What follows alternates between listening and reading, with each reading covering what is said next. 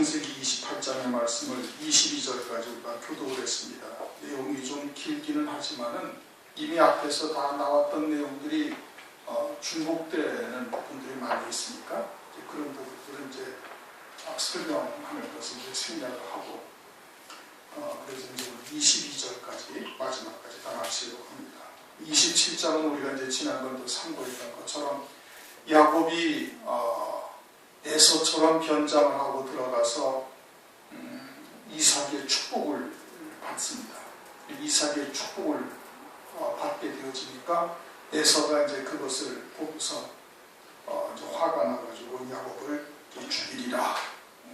아버지를 복할 때가 얼마 남지 않았습니까? 그러니까 이제 그때 야곱을 죽이리라.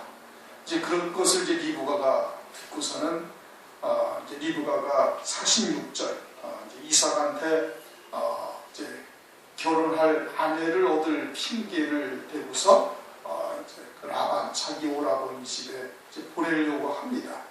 그것이 이제 46절까지 내용이었죠. 그러자 이제 28장 1절 이삭이 야곱을 불러 그에게 축복하고 또 부탁하여 그러되 너는 가나안 사람의 딸들 중에서 아내를 취하지 말고 일어나 밧담 아람으로 가서 너의 외조부 굽들의 집에 이르러 거기서 너의 외삼촌 라반의 딸들 중에서 아내를 취하라. 가나안 사람들 가운데서 아내를 취하지 말고 라반의 딸들 중에서 아내를 취하라. 왜 그렇다고 그랬어요? 우리가 지난번에 리브가를 상고했던 것처럼 산자이기 때문에 그러는 거예요. 가나안 사람들은 다 죽은 자다 이겁니다. 하나님의 자녀들이에요. 가나안 사람들도 함의 자손들이죠. 그렇죠? 하나님의 자녀들이에요. 노아를 통해서 나온 하나님의 자녀들인데 그들은 다 죽은 자다요. 그래서 창세기 15장에 아브라함이 이 땅을 너와 네 후손들에게 영원한 기업을 하나님께서 주시겠다니까 아브라함이 이 땅을 내가 유업으로 받을 방도가 무엇이옵니까? 지금 가나안 땅에 와서 보니까 이 사람들이 하나님의 백성들이지만 영원한 멸망이요 도저히 하나님의 기업을 이을 자들이 되지 못하고 있음을 보고 있거든요. 그러니까 자기 후손들에게 아브라함의 씨에게 아브라함의 후손들에게 주었다 할지라도 이들처럼 멸망하지 않을 방법이 뭐냐? 그 방도가 무엇입니까? 이 땅을 기업으로 주실 방도가 무엇입니까? 그러니까 뭐라고 그래? 애국 땅에 와서 400년 동안 이방 땅에 와서 객살 이렇게 한다. 종도를 한다. 그것을 통해 가지고 살아계신 하나님의 역사를 체험하게 하셔가지고 하나님을 믿는 백성으로 이 땅에서 살게 하시겠다. 그렇게 말씀하거든요. 그럼 지금 이 사람들은 하나님을 믿는 백성들이 아니라는 얘기예요. 죽은 자들이라는 얘기예요. 그래서 이제 리브가도 이제 그 고향에서 이제 갈대아우로 해서 데리고 오고 그래서 이제 그쪽으로 이제 가려고 지금 보내려고 지금 이렇게 이야기를 하고 있는 겁니다.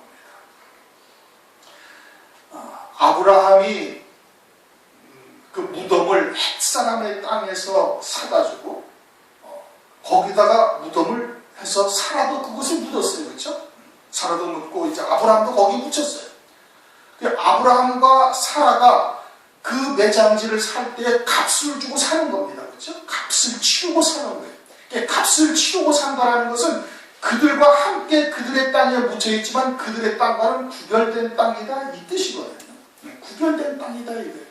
값을 주고 산 구별된 땅임을 말하는 거예요. 그러니까 그 땅에서는 나중에 이스라엘 백성들이 돌아올 때 그 헤브론에서는 그냥 포도 한 송이를 갖다가 메고 오는데 두 사람이 어깨에다 메고 올 정도로 아주 부드러운 땅이 되는 거예요.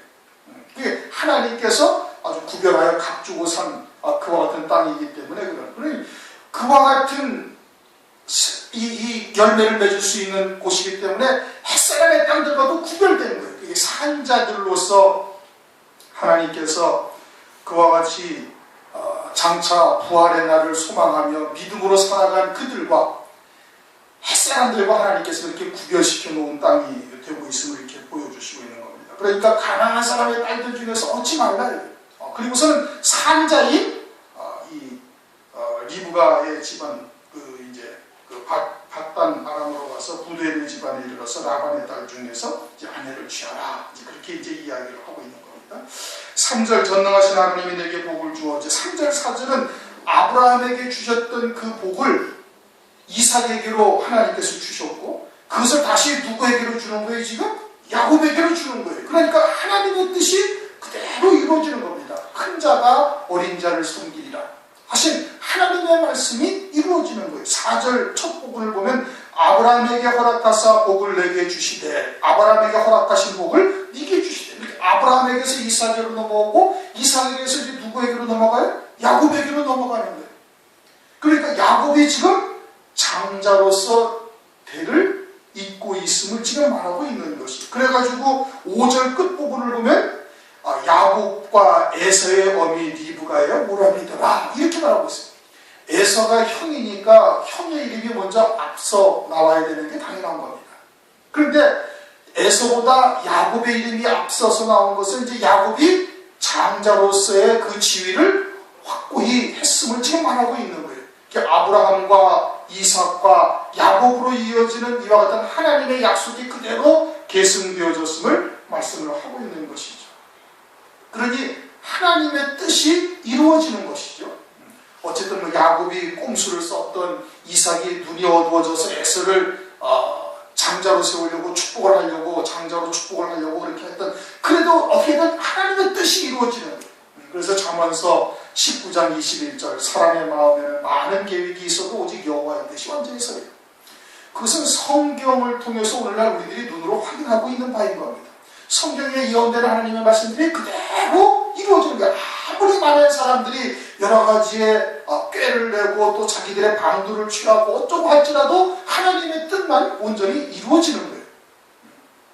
그러면은 환난 가운데 이루실 하나님의 구원의 뜻도 역시 그대로 이루어질 것이고 주의 재림도 역시 그대로 성취될 것을 우리가 믿어야 되는 거예요. 거기에 확고한 믿음을 가지고 있어야 되는 거예요.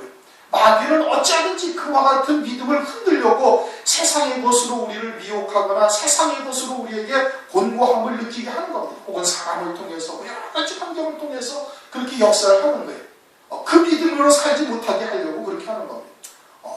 그러니까 대부분의 교회들도 다 그러한 마귀의 미혹의 역사 또는 역사에 그냥 넘어가가지고서는 마치 주의 재림을 전혀 염려치도 아니하고 거기에 관심을 두지도 않냐고 이와 같이 사는 것이 오늘날의 현실인 겁니다.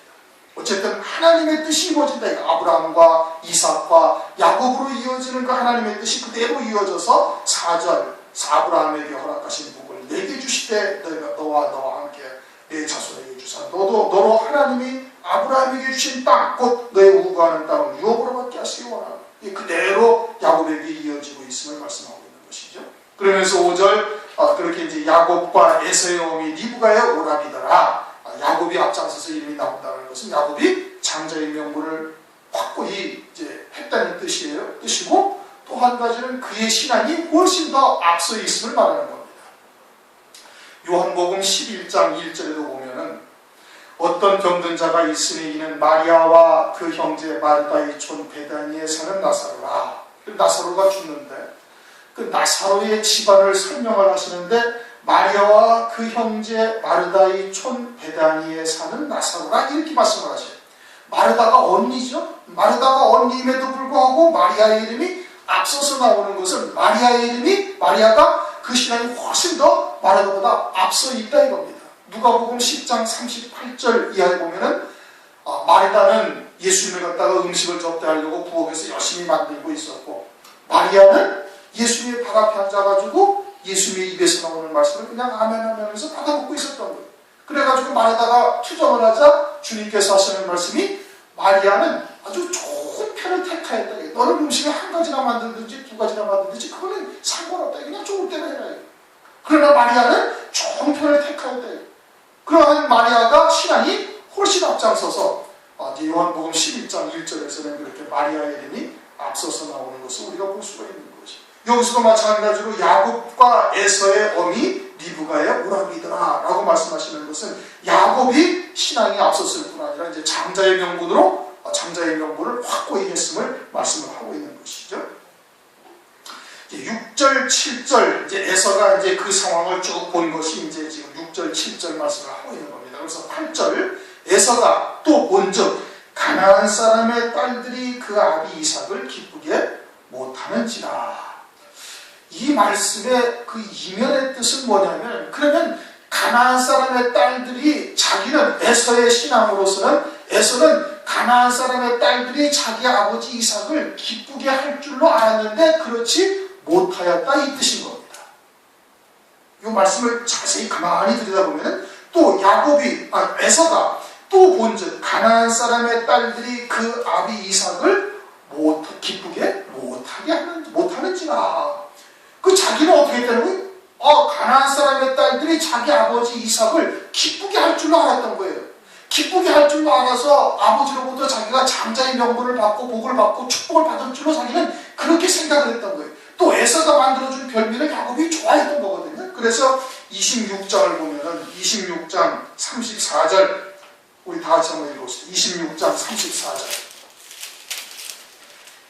시작. 에서가 40세에 헷 족속 베리의 딸 유딧과 헷 족속 엘론의 딸 바스맛을 아내로 취하였더니 그것이 이제 근신이 되었다. 그럼 가나안 사람들 중에서 왜 헷 족속을 택하였느냐? 헷 족속의 딸을 둘로 아내를 취한 거예요. 그것이 에서로서는 이게 아주 착한 일이요, 이거 아버지를 기쁘시게 하는 일. 다시 말하면 아버지를 기쁘시게 한다는 것은 하나님을 기쁘게 한다 이거예요. 하나님을 기쁘시게 하는 일이라고 자기는 그렇게 생각을 한 거예요. 누구를 데려와가지고 헷족속의 딸들을 데리고 와가지고. 그럼 왜 헷족속의 딸들이었어요? 그 헷족속이 아브라함을 창세기 24장 창세기 몇 장이요? 23장을 보면 창세기 23장을 보면 헷족속 가운데서 아브라함이 살아요. 그렇죠? 사라의 매장지를 헷족속의 땅에서 매장지를 헤브론 땅을 그걸 말하는 것이죠. 창세기 23장 6절을 보면 5절 헷족속이 아브라함에게 대답하여 가로되 내 주여 들으소서 당신은 우리 중 하나님의 방백이시니. 거기에서 아브라함이 어떻게 했다는 거예요? 하나님의 방백으로서 헷족속들에게 하나님의 말씀을 가르치고 하나님의 뜻을 그들에게 알려줘서 그들도 하나님을 섬기는 백성으로 자기들도 살고 있었던 거예요. 자기들은 자기들 나름대로 아브라함으로부터 교훈을 받고 아브라함으로부터 가르침을 받아서 하나님을 따라 섬기며 살고 있었던 족속이 헷족속인 거예요. 그나마 가나안 족속들 가운데 헷족속이 그나마 하나님의 말씀을 들었던 것이고, 그래서 아브라함이 헷족속의 땅 중에 에브론의 땅을 사가지고 그곳에 사라를 장사를 한 겁니다. 그러니까 이 헷족속이 지금 하나님의 말씀을 들어야 안 들어요? 하나님의 말씀을 듣고 자신들은 하나님의 말씀을 쫓아 살고 있다고 생각을 하고 있는 거예요. 그런데 그 신앙은 이방의 신앙이다 이겁니다. 아브라함과 사라와 이삭과 리브가와 그 아들들은 지금 뭘 바라보고 살고 있는 거예요? 하늘 분양을 나의 분양으로 삼고 이 땅을 외국인처럼 이 땅을 나그네처럼 그렇게 살아가고 있는 거예요. 그런데 이들은 하나님의 말씀을 받고 있어요. 아브라함을 하나님의 방백으로 인정하고 있으니까 하나님의 말씀을 받고 있지만은 이방 신앙으로 사는 거예요. 그 하나님의 말씀을 가지고 이 땅에서 어떻게 하면 복을 받고 이 땅에서 어떻게 하면 잘 되고 이 땅에서 어떻게 하면 훌륭한 사람이 될 것인가, 이런 것에 초점을 맞추고 살고 있는 것이 육에 속한 신앙이요 세속적인 신앙이 똑같은 하나님의 말씀을 가지고 있는 거예요. 그런데 그것을 에서는 구별하지를 못하는 겁니다. 왜? 들사람이기 때문에. 온전한 진리, 그러니까 아브라함이 헷족속에게서 에브론의 땅을 값을 주고 그 땅을 산 이유가 무엇인지를 모르는 거예요. 왜 굳이 값을 주어서 그냥 거저가지라고 하는데 왜 굳이 값을 주고 그 땅을 사서 그들의 땅과 아브라함의 매장지를 구별해야 하는지를 깨달아야 되는데 그것을 알지를 못하는 거예요. 아브라함의 매장지는, 아브라함이 사라를 매장한 그 매장지는 헷족속들과 달리 구별되어진 것이다. 그것은 장차 부활의 날을 소망하고 이 땅에서도 늘 하늘 본향을 사모하고 이 땅에서 외국인처럼 살았거든요.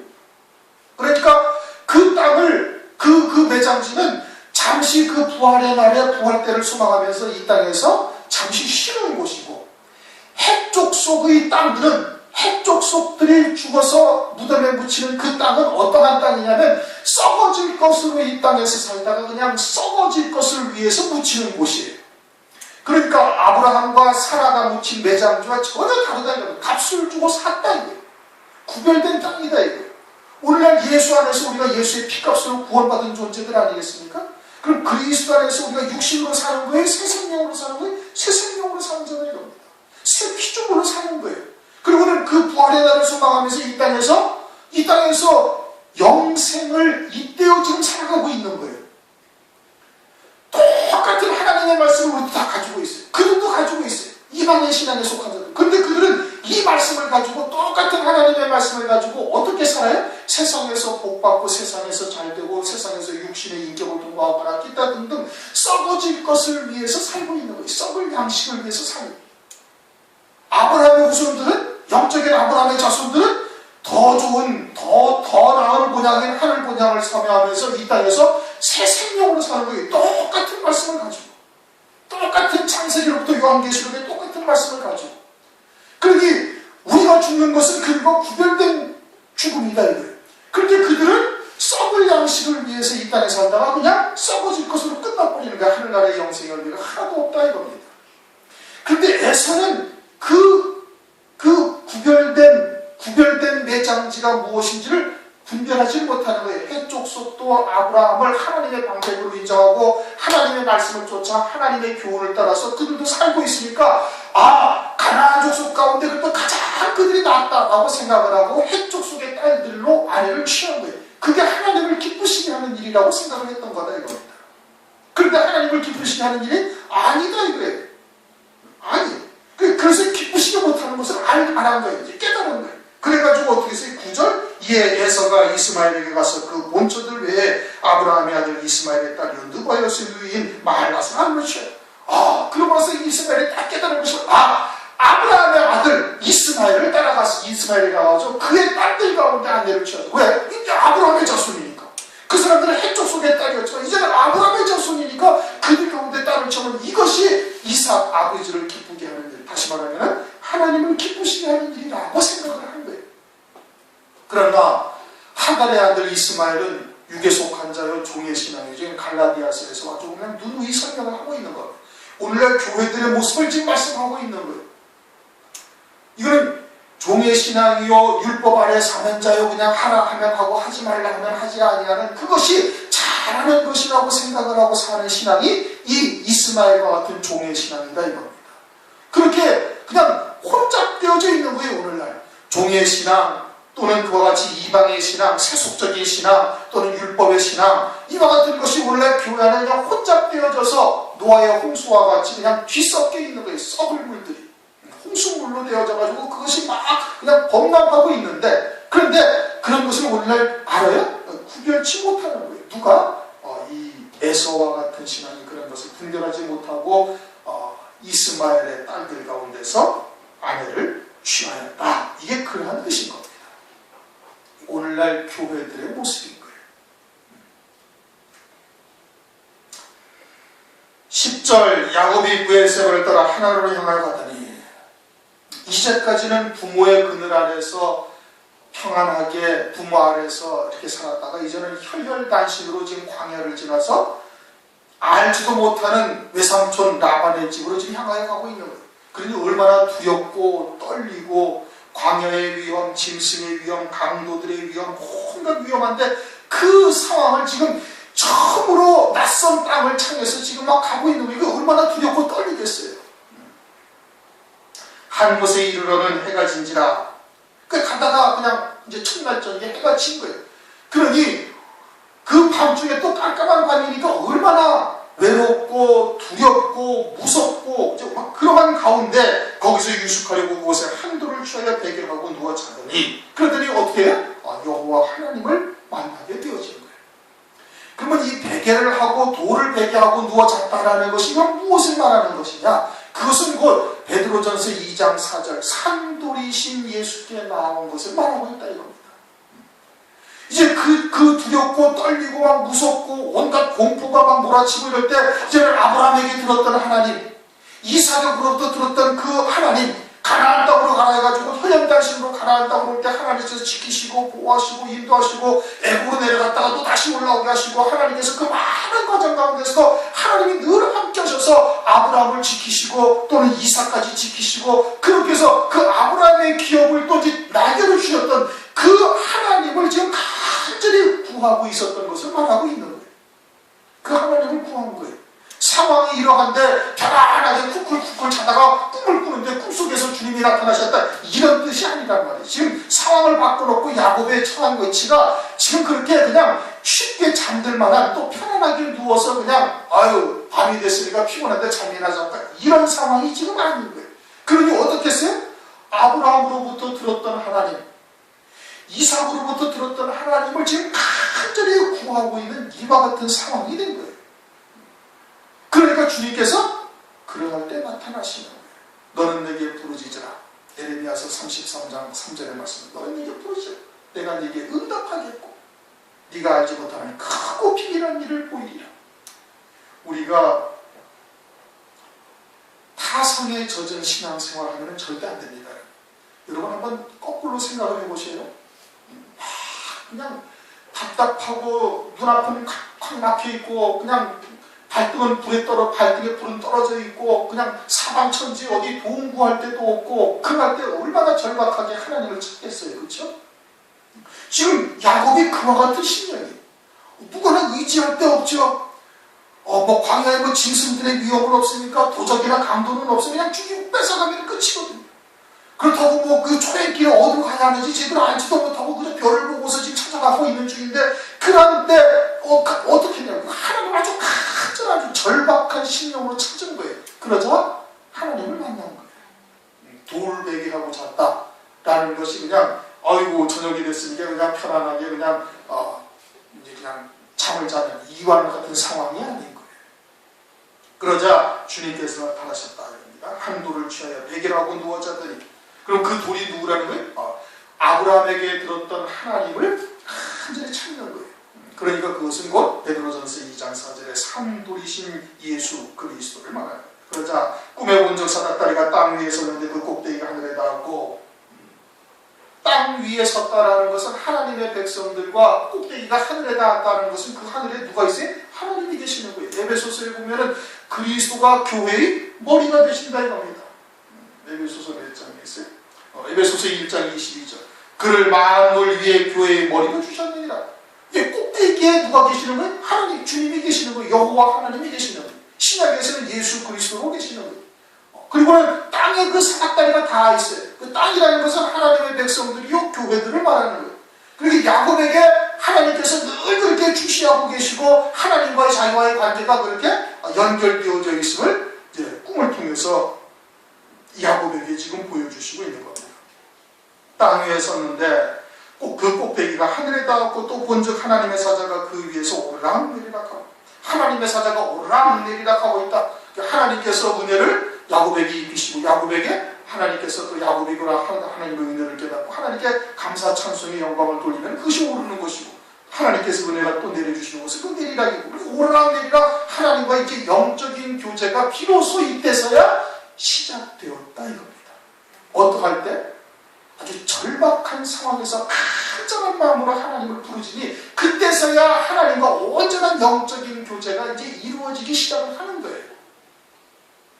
그러한 상황이 되어서 하나님과 그때서야 비로소 영적인 교제가 이루어지면 조금 미련한 겁니다.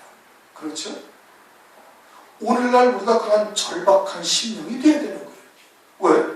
왜? 주의 재림이 가까운 때가 아니겠어요? 그렇죠? 그리고는 그 주의 재림의 때는 어린 양의 생명책, 무릇 책에 기록된 자만 구원을 받는다. 그리고 그 책이라는 것은 어린 양의 생명책이에요. 어린 양의 생명책이 농명되지 않으면 전부 다 징수표를 받는다고 그러니, 이게 지금 그 책에 농명되지 아니하면은 이게 아주 심각한 문제. 이건 죽느냐 사느냐의 문제. 영생에 이르느냐 아니면 영원한 멸망에 처해지느냐, 여기에 지금 달리는 거예요. 어마어마하게 심각한 문제다 이거예요. 야곱처럼 아주 절박한 순간을 우리는 지금 아주 타성에 젖어서 그냥 대면대면하게 그냥 오늘도 어제와 같고 내일도 또 오늘과 같으리라 이렇게 생각하고 지나가면 큰 오해다 이거예요. 그러니까 하나님께서 가끔 가다가 절박한 상황을 우리에게 맞닥뜨리게 하시는 거예요. 네? 깨달으려는 거예요. 지금 네가 그와 같은 상황이 아니면은 하나님께 부르짖을 마음을 주지, 마음에 새기지 않는 그와 같은 절박한 상황이 우리를 한 번씩 가끔 막대기로 조금씩 넣어줘서 계속해서 그와 같이 깨어 근신하는 자가 되도록 하나님께서 지금 은혜를 베풀고 계시는 거예요. 그런데 영적인 감각이 무뎌지면은 그걸 모르는 거예요. 깨닫지를 못하고 그냥 어제도 오늘과 같고 내일도 오늘과 같으리라, 또 그와 같은 날이 또 반복되고 있다 라고 생각을 하고 타성에 젖어서 신앙생활하면 오해된대요. 그러면 하나님께서 또 그러한 상황을 한 번씩 가끔 집어넣으시는 거예요. 그러니까 미리 깨닫고 아주 절박한 상황처럼 하나님 앞에 부르짖는 신령이 여러분 되셔야 되는 겁니다. 누누이 말씀드리잖아요. 일생을 주의 재림을 준비하며 맨 마지막 인생의 끝무렵에 주님의 재림하신다 할지라도 그 생애가 온전히 주의 재림을 맞이할 수 있는 믿음에 설 수 있다라고 장담하지는 아무도 못하는 겁니다. 아무도 못하는 거예요. 그런데 환난을 통해서 우리에게 그와 같은 은혜를 베풀고 계시는데 그저 오늘도 어제와 같고 내일도 오늘과 같다라고 생각을 한다면 이건 큰 오해다. 그러면 야곱처럼 이렇게 아주 그냥 온 사람을 팍 하고 하늘만 딱 뚫어놓는 이러한 상황을 하나님께서 맞닥뜨리게 하실 수도 있다는 것을 우리가 기억해야 되는 겁니다. 그러니까 평상시에 어떻게 해야 돼? 평상시에 이렇게 하나님께 간절한 중심으로 부르짖는 자가 되어지면 그때서야 하나님의 뜻이 무엇인지를 제대로 깨닫게 되어지고, 그리고 하나님의 뜻을 쫓아 믿음으로 한 걸음 한 걸음 전진해 나갈 수가 있는 거예요. 열매 맺어 자라갈 수가 있는 것이. 13절, 14절 이것은 이제 아브라함에게 하셨던 약속이 이삭에게서 다시 이제 야곱에게로 직접 하나님께서 이 언약을 하시는 거예요. 언약을 하시면서 15절 내가 너와 함께해서 네가 어디로 가든지 너를 지키며 너를 이끌어 이 땅으로 돌아오게 할지라 내가 내게 허락한 것을 다 이루기까지 너를 떠나지 아니하리라 하신지라 하고 하나님께서 약속을 하셨어요. 그래갖고 나중에 뒤에 우리가 알고 있던 것처럼 야곱이 그대로 돌아왔어요. 하나님께서 지키시고, 비록 가는 동안에 고난을 갖고 20년 동안 더위를 무릅쓰고 추위에 그냥 밤잠 못 자고 고생을 바가지로 하면서 그렇게 지냈지만 결국은 하나님께서 그를 약속하신 대로 돌아오게 하신 거예요. 하나님의 말씀은, 약속은 반드시 성취된다 이겁니다. 우리가 이것을 사실 여러분 믿는 것 같지만요, 현실적으로 내게 꽉 문제가 다가오면은 흔들립니다. 흔들려요. 더더군다나 환난이라는 것이 어떠한 환난이다? 창세에 없던 환난이다. 그럼 그 환난 가운데 신앙의 정절을 지키고 믿음을 지키고 천만인이 하나를 둘러치려 할지라도 내가 두려워하니 아니다. 지금은 말할 수 있지만 그때 가서 그 환경이 딱 맞닥뜨려지면은 그걸 과연 그럴 수 있느냐? 이게 문제가 심각한 거예요. 그러니까 오늘날 어떻게 해야 돼요? 오늘날 아주 절박한 심정으로 하나님께 부르짖어야 될 것이고, 하나님의 약속에 대한 아주 확고한 신앙을 우리가 또 다지고 그러고 나가야 되는 거예요. 그래도 환난 날 그거 장담 못하는 겁니다. 쉽지가 않은 거거든요.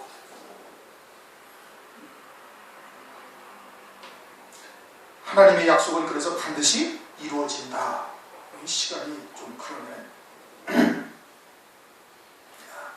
16절 야곱이 잠 깨어 가로되, 야곱이 그때서 잠에 깼다는, 물론 이제 잠에 깬 거예요. 지금 꿈으로 계시한 거죠. 그렇죠? 꿈으로 계시한 거예요. 그래서 이제 실제로 잠에 깬 거예요. 근데 성경에다가 이것을 기록해 놓으신 것은 야곱이 이제는 육에 속한 자에서 이제는 어떻게 된다? 이제 영에 속한 자로 이제 깨어있는 자가 되었다 이 뜻인 겁니다. 깨어있다 이겁니다. 오늘날 우리들도 이제 깨어있는 때가 이미 지났어야 되는 것이죠. 그렇죠? 영적인 감각으로 늘 예민하게 하나님의 뜻이 무엇인지, 나를 향하신 하나님께서 지금 무엇을 원하고 계시는지 이것을 늘 하나님께 주시하고 하나님과 초점을 맞출 수가 있어야 되는 거예요. 하나님과 초점이 맞아야 돼요. 아가서에서 우리가 봤잖아요. 그냥 네가 나를 한 번 쳐다보므로 내 마음을 다 빼앗겠다 이거예요. 우리가 주님과 그렇게 초점이 한번 맞추어져서 그와 같은 하나님의 뜻을 쫓아 믿음으로 구하고 그런 발걸음으로 하나님을 옮기기만 하면 하나님께서 그냥 하늘나라에서 뒤집어지신다 이거예요. 육신의 부모도 그렇지 않습니까? 자식이 맨날 말썽만 부리다가 어느 날 갑자기 무릎 꿇고 다 어머니 아버지 그동안 제가 참 너무 수고만 쓰겠는데 이제부터는 주님의 부모님 말씀을 잘 듣고 내가 효도 한번 해보겠나이다. 이러면은 그냥 그동안 아무리 잘못해가지고 때려 죽이고 싶은 자식일지라도 그 말 한마디에 그냥 부모 마음이 녹아지는 거예요. 하나님이 그러시는 거예요. 그러니까 영적으로 깨어져 있다. 영적으로 깨어있다. 이게 상당히 중요하다 이겁니다. 그러면 하나님의 뜻이 뜻이 무엇인지 하나님과 온전한 영적인 교제가 이제 이루어지기 시작하게 되어지는 것이죠. 깨어 가로되 여호와께서 과연 여기 계시는 내가 알지 못하였다. 거기만 계신 것이 아니라 항상 야곱을 주시하고 계신 거예요. 그런데 이제서야 하나님과 초점이 맞추어져 가지고 이제야 하나님을 볼 수 있는 시간이 되어진 거예요. 하나님이 야곱을 그냥 두셨나요? 쳐다보지도 아니하시고 하나님이 여기 계신다. 어디 계신? 가나안 땅에 계시는 거예요. 가나안 땅에 계신다는 것은 약속의 말씀 위에 계시는 거예요. 그렇게 우리가 하나님의 약속의 말씀, 언약의 말씀 안에 하나가 되어져 있으면 하나님은 항상 우리와 함께 하시는 거예요. 왜? 말씀이 곧 하나님이시니까. 그런데 이 절박한 상황이 되어져서 하나님께 막 부르짖고 간절히 부르짖다가 그때서야 하나님과 온전한 영적인 교제가 이루어지고 이제서야 하나님이 여기 계십니다. 하나님은 온 천지에 다 계시고 언약의 말씀이 있는 자에게 누구에게나 계시는 거예요. 그런데 이제서야 깨어있는 자가 되어졌음을 지금 말하는 거예요. 과연 여기 계시면을 내가 알지 못하였다. 지금까지도 항상 보고 계셨는데도 지금까지는 깨닫지 못했던 것입니다. 그런데 이제서야 이와 같은 상황이 되어져서 알게 되었다. 이에 두려워하여 가로되 두렵도다. 이곳이 다른 것이 아니라 하나님의 전이요. 하나님이 계시니까 하나님의 전이지. 그리고 오늘날은 어디가 하나님의 전이? 고린도전서 3장 16절 너희가 하나님의 성전인 것과 하나님의 성령이 너희 안에 계신 것을 알지 못해. 하나님의 전이 어디 있어요? 여기 있는 거예요. 여기 있고 이제는 지혜와 계시의 영을 받아서 하나님 나라가 보이는 거예요. 하늘문도 어디 있어요? 여기 다 있는 거예요. 야곱은 그때 사닥다리가 하늘 꼭대기에 닿았고 땅에 닿은 것을 보고 여기가 하늘의 문이로다 그렇게 말하지만 이제 오늘날은 예수 그리스도를 믿는 자에게 예수 그리스도를 믿는 자에게 성령을 부어주셔서 하나님의 전과 하늘의 문이 우리의 심령 속에 있는 것이죠. 그리고 18절, 19절 베델이라는 것은 하나님의 집이다 이런 뜻입니다. 그러면서 이제 20절부터 22절까지 우리 한번 같이 보시죠. 야곱이 소원하여 가로되 하나님이 나와 함께 계시사 내가 가는 이 길에서 나를 지키시고 먹을 양식과 입을 옷을 주사 나로 평안히 아비 집에 돌아가게 하오시오면 여호와께서 나의 하나님이 되실 것이요 내가 기둥을 세운 이 돌이 하나님의 전이 될 것이요 하나님께서 내게 주신 모든 것에서 10분의 1을 내가 반드시 하나님께 드리겠나이다 하였다. 11조를 하겠다는데 11조뿐만 아니라 내게 주신 모든 것에서 내가 10분의 1을 드리겠는데 조건을 걸었어요. 야곱이 먹을 것 입을 것 마실 것 주고 나를 무사히 곳으로 돌아오게 하시고 그리고 가는 길에 나를 위험에서 지켜주시면은 그러면 내가 나의 모든 하나님이 내게 주신 모든 것에서 내가 10분의 1을 드리겠다. 그럼 내게 오는 모든 것이 다 누구로부터 오는 것이라는 건 하나님으로부터 오는 것이라는 것을 알고 있는 거예요. 야곱의 신앙이 요 정도 수준인 거예요. 지금 여기에서. 그래가지고 가서 20년 동안 이제 연단을 받는 거예요. 11조를 조건부로 드리는 건 아닙니다. 그렇죠? 우리는 이제 알고 있는 것처럼 10의 1조 내게 주신 근데 이게 재물만을 말하는 것이 아니라 지금 뭐라고 그랬어요? 내게 주신 모든 것에서 내게 주신 시간도 있어요. 그렇죠? 하루 24시간 시간도 있어요. 내게 건강도 주시고 재능도 주시고 그런 재능을 가지고 소득도 얻게 하시고 등등 여러 가지가 내게 다 있는 거예요. 그 중에 모든 것을 10분의 1을 하나님께 딱 드리겠다 이겁니다. 그게 온전한 11조예요. 그러니까 11조가 소득의 10분의 1만 딱 드리는 게 아니라 거기에다 의와 인과 신이 겸하여져야 이게 온전한 11조가 되는 거예요. 그리고 이게 신앙의 가장 기본이에요. 그걸 하면 다 한 것이 아니라 하나님으로부터 구원받은 하나님의 백성들은 내게 주신 모든 것이 다 하나님의 것이다 라는 믿음의 고백이 모든 것의 10분의 1을 하나님께 드리는 것이 그게 이제 믿음의 가장 기본을 이제 하는 거예요. 그러니까 이 10의 1조를 통해서 하나님께서는 우리가 내게 있는 모든 것이 다 하나님의 것이라는 고백을 받고 싶어 하시는 거예요.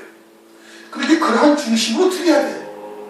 그렇게 드려야 그것이 하나님의 백성으로서의 이제 시작점, 출발점에 딱 서 있는 것을 지금 말하고 있는 것이에요. 그러면은 하나님의 백성은 이것을 반드시 해야만 되는 겁니다. 그것을 해야 믿음이 자라나가기 시작하는 거예요. 그것도 하지 아니하는데 믿음이 있다라고 얘기하면 큰 오산인 것이고, 더해서 이제는 환난 날에 하나님께서 환난 가운데 짐승표로 매매가 되어지고, 이제는 재물과 기타 등등으로 이제 하나님의 그런 이제 그렇게 환난을 겪게 하시는 거예요. 그런데 10의 1조와 이와 같은 하나님의 내게 주신 모든 것의 10분의 1을 하나님께 드릴 수 없는 신앙은 환난 가운데 100% 짐승표를 받게 되어져 있습니다. 이 재물로부터나 기타 등등 모든 것으로부터 내 믿음이 이제 시작이 되어져야 되는데, 그 믿음의 시발점도 출발하지 못했으니 짐승표를 받는 것은 당연한 일이거든요. 그러면 이게 지금 은혜 시대의 훈련이 되어져야 돼요. 그게 고린도후서 8장에 가면 이제는 자원하여 힘에 지나도록 하나님께 드리려는 얘기예요. 그래야 재물에 대한 것에서 내 믿음이 이제는 벗어나게 초월되어져 있어야 짐승표를 받지 아니할 수 있는 거거든요. 근데 그것을 벗어나지 못하고 재물에 목매어져 가지고, 또는 다른 무엇인가, 하여튼 육신에 속한 무엇인가, 또는 세상에 속한 무엇인가에 우리의 신앙이 끊어지지 못하고 거기에 자꾸 매어져 있으면은, 그러면은 환난은 아예 그는 생각지도 못하는 거예요. 짐승표 그는 100% 다 받게 되어져야 돼요. 그러니까 은혜 시대에 이게 훈련이 되어져 있어야 되는 거예요. 그는 반드시 하셔야 되는 겁니다. 그것을 해야 성도들로서의 기본적인 신앙의 자세를 가지는 것이고, 거기서부터 믿음이 출발되어지는 것이고, 그렇게 되어져서 온전한 11조, 이제는 내게 주신 모든 것을 주님께 다 주님의 것이라고 고백할 수 있는 온전한 11조가 되어져야, 그때서야 황충의 화를 하나님께서 금하게 하시는 거예요. 무슨 뜻인지 이해가 되셨어요? 그러니까 야곱이 하나님을 나의 하나님이라고 고백을 하면서 제일 먼저 한 행동이 뭐예요? 10분의 1을, 내게 주신 모든 것에서 10분의 1을 하나님께 드리는 거예요. 그것이 신앙의 시작이 되어지는 겁니다. 우리가 오늘 뭐 여러 가지 내용들을 지금 얘기를 해서 이제 막 그냥 그런데, 우리가 여러 차례 다 다루었던 거예요. 좀 이제 지난 앞에서 다루지 않았던 것을 조금 중점적으로 설명을 한 것이고, 에서의 신앙이 어떠한 신앙이냐, 오늘날 교회들의 모습이 어떠하냐, 이제 이것을 단적으로 지금 8절 9절에서 지금 보여주고 있는 것입니다. 그 다음에 야곱을 통해서 아주 정확한 상황이 되어지니까 하나님과 온전한 영적인 교제가 그때부터 시작이 되어지고, 그때부터 영적으로 깨어있는 자가 되었다, 이 뜻이 지금 중요한 것이고, 그 다음에는 야곱의 10의 1조 모든 것에 10분의 1을 하나님께 드리겠나이다. 이것이 오늘 내용의 이제 핵심적인 내용이에요. 그러니까 이제 오늘날 우리들도 깨어있어야 하는 당연한 것이고, 이제 10분의 1을 드릴 게 아니라 온전한 10의 1조를 드릴 수 있어야 되는 거예요. 온전한 10의 1조는 내 힘에 지나도록 자원하여 기쁜 마음으로 드려야 되는 거예요. 그래서 이제 그러한 세상에 속한 것에 우리가 미련을 두고 있지 않다는 것을 하나님 앞에 믿음으로 딱 보여드려야 되는 것이고, 그리고 이제 에서를 통해서 교회들의 모습이 지금 어떠하냐, 이제 마지막 때의 모습들을 에서를 통해서 오늘 우리에게 보여주신 겁니다. 시간이 많이 지나서 여기서 끝내도록 하겠습니다. 통솔